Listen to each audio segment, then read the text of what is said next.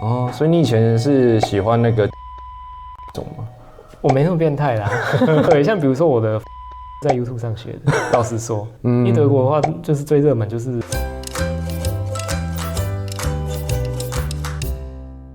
嗨，各位大家好，欢迎收看德意志雷本。今天这一集呢非常特别，我来到了 Düsseldorf 的 Uniklinik， 这是我第一次来到这个地方。Uniklinik 啊？什么 ？Uniklinik。对 ，OK。那我在 Düsseldorf 住那么久，我第一次进来这个区域。这一集呢也非常荣幸的邀请到在 Düsseldorf Uniklinik 念医学院的台湾朋友一起来聊聊在这边念德国医学院的故事。OK， 那我们一起来欢迎向涵。Hello， 大家好，我是刘向涵。那我现在在 Düsseldorf 的 Uniklinik 念医学系的第10学期，这是我们这边的临床最后一个学期。那我明年4月就是准备这边德国医师国考。那我之前在台湾念过台大机械系念2年，那是肄业，然后来这边重新申请这样。透过你的介绍，我才知道你原本是机械系的。哦，对，但是我没有念完，我念2年而已。哦，那当初为什么你想要来德国念医学院？因为其实我当初有考量过2个可能性，第一个是在台湾重考，那另外一个可能性就是在国外念。好，那我先说为什么后来我决定不重考的原因，主要是因为我当时去过几个补习班，就台北几个知名的重考班去看过，他们是有提供我免费的哦，但是去我就觉得那边气场很差，然后我就觉得说这边待1年的话也不是不行啦，但是就是可能不会是我第一个选择。那当时因为我在台大的时候，大1、2学德文，那我就想，德国还不错，而且又不用学费嘛，对。然后我就想，好，那一样是1年，1年你去念一个你已经会的东西，你高中都已经念3年，你已经都很会的东西，或是你也要花1年去学一个你还不会的语言，那我觉得当然是后者意义比较大，所以我就决定就是花1年学德文，然后准备申请德国医学系这样。那时候也不知道会不会上。反正就先学德文看，如果没有上好没关系，你至少多会一个语言这样。哦，你那时候是突然就想说要学医学这个东西吗？因为从机械跳到医学这个完全不一样领域的东西，你是怎么去想到说你要念医学？你为什么不来这边念一个机械的？因为其实我高中是3类组的，那其实我本身对医学就有蛮大兴趣。那当时会念机械是因为我只考要填志愿的时候，因为我只考志愿最高是填到中山牙医。对，但是那时候就觉得对牙医好像就兴趣没有那么大这样子。对，然后想说，好，不然就台大，然后看能不能就是拼个内转这样。然后后来才发现，原来台大内转是不可能的，就是对于非医学院的其他科系，它的条件就是不让你转，是它有那个规则，但是实际上你的学分根本就修不到它的那个转系的要求。对，那当时就也有考虑过其他，就是其实各种可能性都考虑过啦。对，但是因为就觉得说，可能医学还是我比较大热忱的地方。所以你原本对医学就有热忱了。对。所以你以前是喜欢那个解剖青蛙那种吗？我没那么变态啦。OK， 那你就决定说你要来这边，你先学1年的德文，然后来这边申请医学院这样。对。那你当下做这个决定以后，是有跟家人讨论吗？还是你有跟谁讨论过这个可能性吗？有跟家人一定是有讨论过，但是，因为其实说这方面的资讯在台湾还是相对就是大家比较不知道，因为毕竟来德国念医学系的大概10根手指头数得出来。对。那跟家人当然讨论过，但是主要就是不是说内容的部分，主要是说，那如果这样的话，我可能会比较晚毕业，因为毕竟我那时候已经20岁了。对，那我可能会比较晚毕业之类的，这个就是 O 不 OK 这样。对，因为毕竟我觉得在台湾其实大家对于岁数的时程抓得还蛮紧的，就是你18岁高中毕业，你22岁大学毕业，你都要念个硕士，你可能24、25顶多，那你有念个博士，最晚就30毕业，你30最晚就要开始工作，这样对不对？对，因为其实都有这个风气啊，其实休学啊、退学啊、肄业啊，其实说真的是蛮不常见的。对，是。但是就也很幸运啊，其实家人都还蛮支持的，就是反而是那时候我自己比较怀疑说，那干好啊呢，那是他们在安抚我说，没关系，真的可以。对，就是有些人就是慢一点，这没关系这样。那所以你那时候学完德文，然后准备要来，你是先来这边，然后才开始申请，还是在台湾就开始申请了？因为我那时候在台湾是先学德文，在台北歌德学院，那就是那时候就开始在准备一些资料这样子。对，那我那时候有是申请，其实是另外一个大学它的语言班，那它的语言班就是它是跟学位绑在一起，就是你可以先念语言，然后你都语言考过之后，就是直接在那边开始念。对，但是因为后来就是发生一些文件上的问题，我有一个试没有考，对，那所以就变成我要重新申请，对，但是我还是那边把语言念完了，然后就重新申请到。那时候我已经在德国，就重新申请，然后申请到现在杜塞尔多夫这边。有没有一些你申请的过程？有没有什么可以分享的？其实说真的，在德国，它就是你如果身为外国学生，语言就是最重要。你德文就是一定要 C1，C1 就是目前是有到 C2 的，但是因为其实是这个每个考试机构它的标准都不一样，所以你就是 C1 或 C2，就是反正就是最高级的。但是要注意，就是说你语言即使最高级考过，不代表说你的语言就很好，因为其实大部分外国学生都有这个问题，在1年级的时候，可能上课都还会遇到蛮多问题，或者有些老师可能口音比较重。好，这是语言的部分。那其实另外一个部分很重要的是说你的成绩的部分。那成绩它其实，我们这边不像台湾，他会看很多什么备审资料啊，你有没有当过义工啊什么的，你有没有得过什么奖？其实完全不重视这些，因为这边就是看成绩，其实跟以前联考蛮像的。成绩的话，我是那时候是交高中的成绩单、高中毕业证书、学测成绩单、指考成绩单跟大学成绩单，反正我手上有，全部都交给他。那他会去换算，那他去换算之后。他会换算成一个德智的成绩，德智成绩就是满分是1、1、2、3、4，4是最差的。那如果你要上医学系的话，最低要至少要1.1，1.1，对， okay. 或1.2，就是看每个学校每年都不一样。但是安全的话要在1.1会比较好。那其实像很多人都是1.0，就真的是满分这样。哦，对 ，OK。那万一如果没有到标准，没有到标准的话，因为若以德国学生来说，他们以前就我申请的那个年代啊，是可以等的。就是你如果成绩不到，你可能就是等个5年6年就排队，他会有一部分每年会有一部分名额给这些排队的人。哦，那你就等够久，你就可以进来。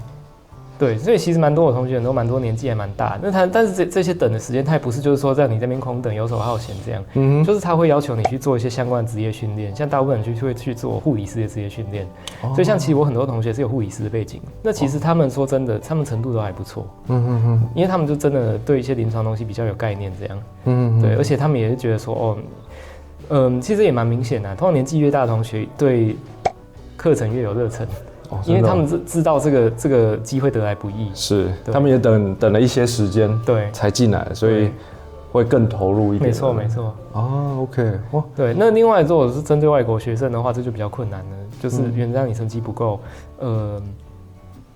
几乎就没有机会，了。对，我想问一下，就是你对于台湾的学制跟德国这边学制有什么不一样吗？有，因为其实就是台湾是国考是考2次，那就是4年级1次、6年级1次，毕业的时候这样。那我们考3次，我们是2年级、5年级跟6年级各1次。那第1次其实到差不多就临床前就是解剖、生理、生化这些最基础的学科这样。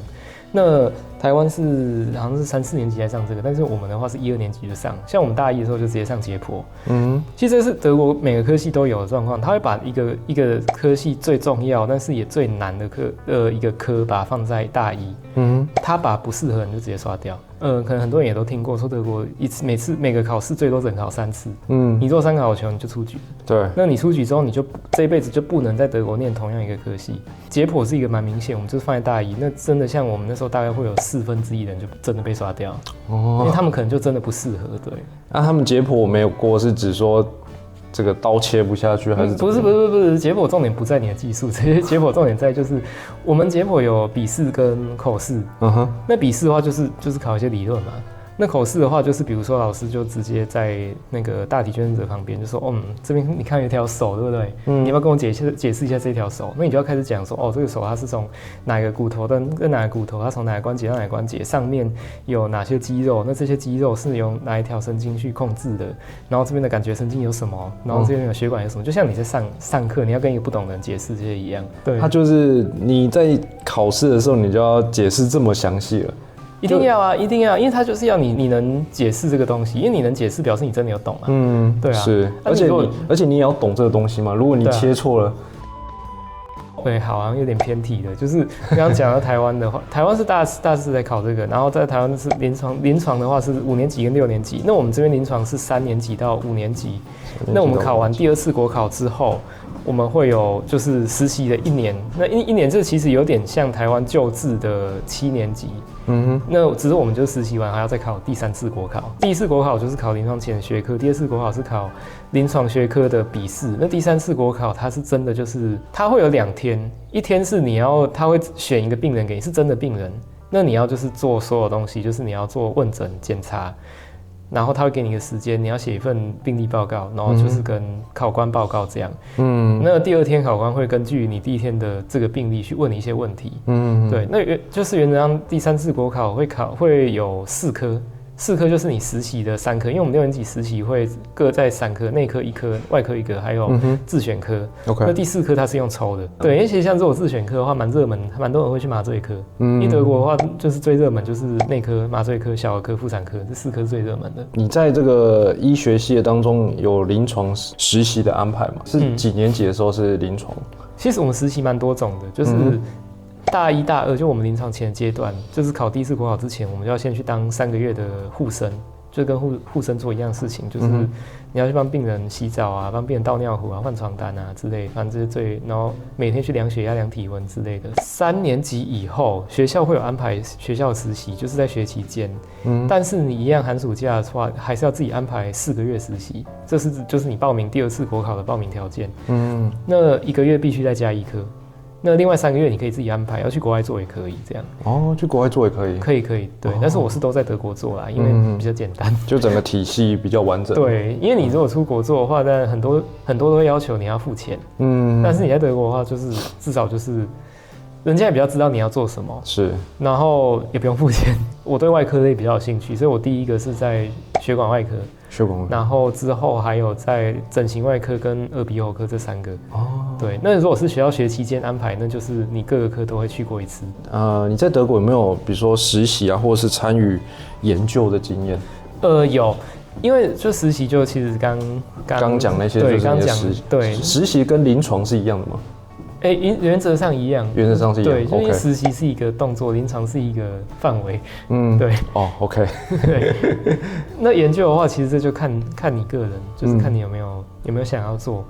那因为还有一点蛮特别的是说，就是很多地方医生就叫 doctor 嘛，可是在德国没有。在德国，你必须要有博士学位，你才可以叫 doctor。如果你只是一般的就医学系毕业，你说是医生，你就只是 Herr 什么或 Frau 什么，就人家称呼你的时候，你不能就是人家称呼你 doctor 不行没问题。但是你如果自称你没有博士学位，但是你自称 doctor， 这在德国是有刑事责任的。OK， 对。那所以很多人为了得到这个 doctor title 会去做一个博士的研究。那其实我自己是有做。那这个博士研究它不会像其他的博士说他念个什么6、7年啊这样子，通常会比较简单一点。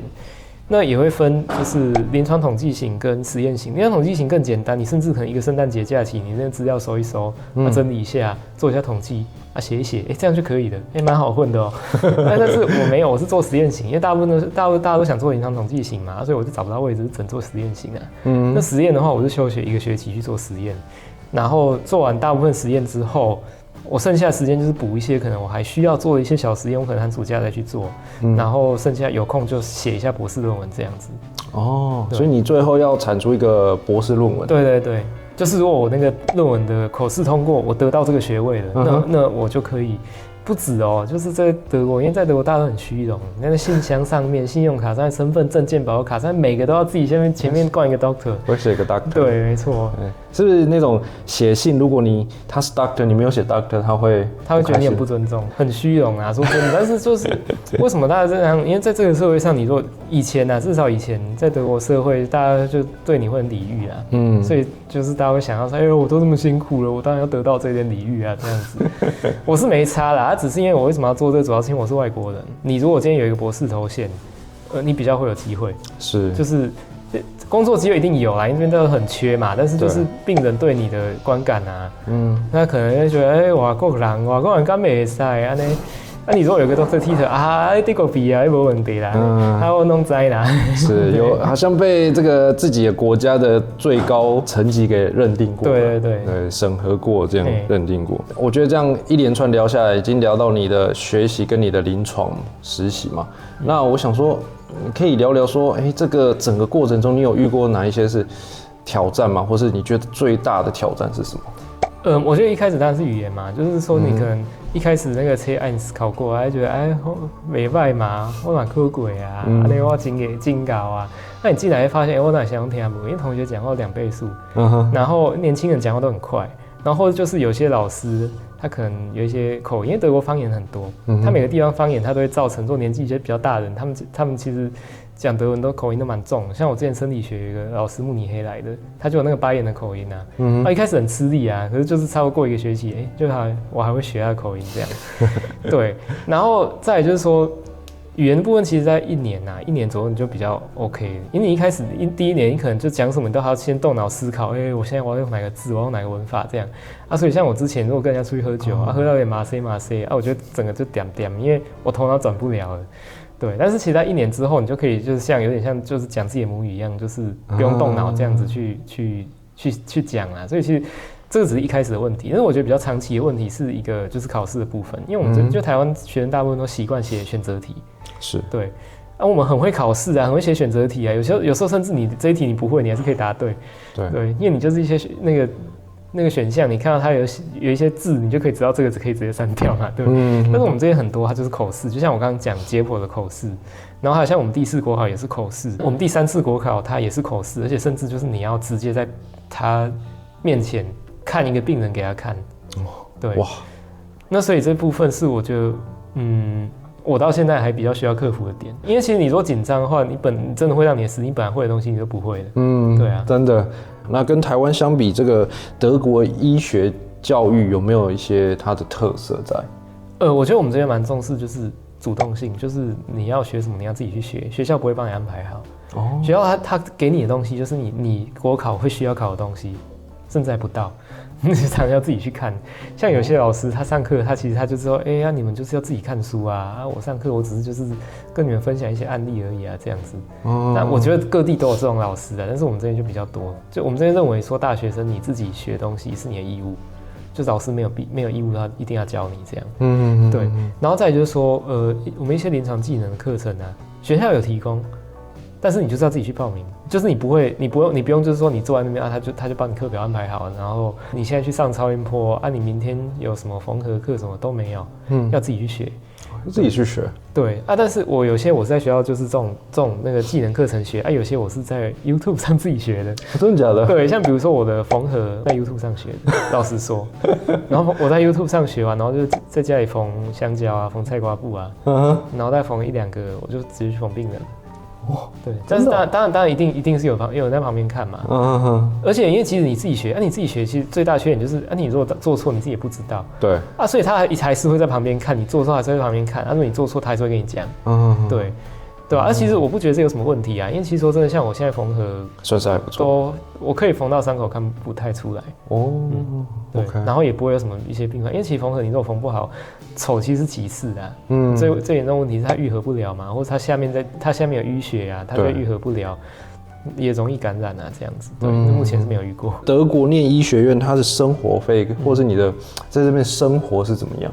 这边的医生超吗？